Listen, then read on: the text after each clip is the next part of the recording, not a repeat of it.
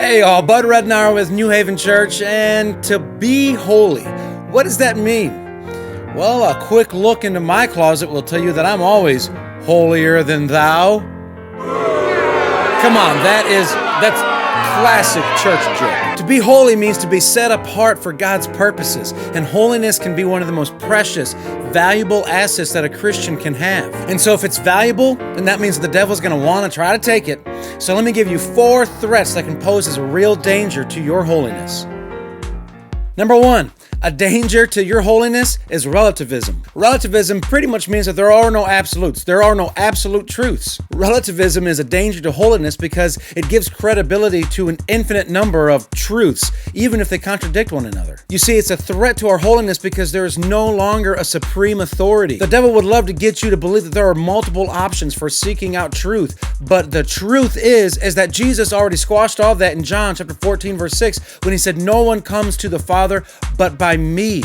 That is absolute truth, and there is no authority more supreme than Jesus. Number 2, tolerance. Tolerance is naturally where relativism is going to lead. If you do not accept that everyone has their own truth and multiple worldviews are valid, then you, my friend, are intolerant. If you tolerate multiple truths, then holiness begins to be watered down as God's glory is shared and spread all around. But listen, God liberates holiness by not tolerating his glory being shared. Isaiah chapter 48, verse 11, he says, he will not give his glory to another. And number 3, a third danger to holiness is liberty. When taken to the extreme, liberty entirely abolishes God's law by taking advantage of God's grace. Here, liberty, also known as antinomianism, which means against law, is when we're no longer cherishing and valuing the keeping of God's law or his word, which then obviously this leads to an abuse of God's grace. Where relativism waters down holiness, liberty corrupts holiness. And look, yes, you and I,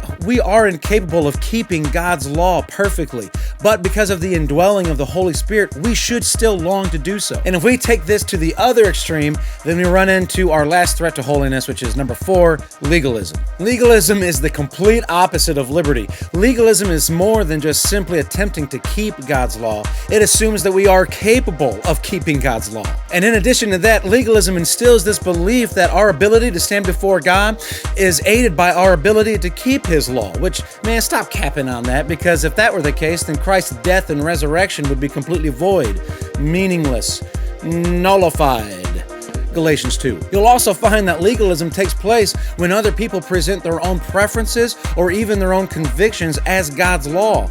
And then people will begin to believe that their righteousness comes from adhering to these made-up rules. Legalism is a threat to holiness because it restricts love, faith, God's grace, and it creates this false holiness based entirely on do's and don'ts rather than on an intimate relationship with the Father that's being led by the Holy Spirit. I hope that these words, relativism, tolerance, liberty, legalism, all stick with you so that you can recognize them should they ever rear their ugly heads in your journey towards holiness, which is a journey that we should all be packing for because God has called us all to be holy just as he is holy, Leviticus 19, verse 2.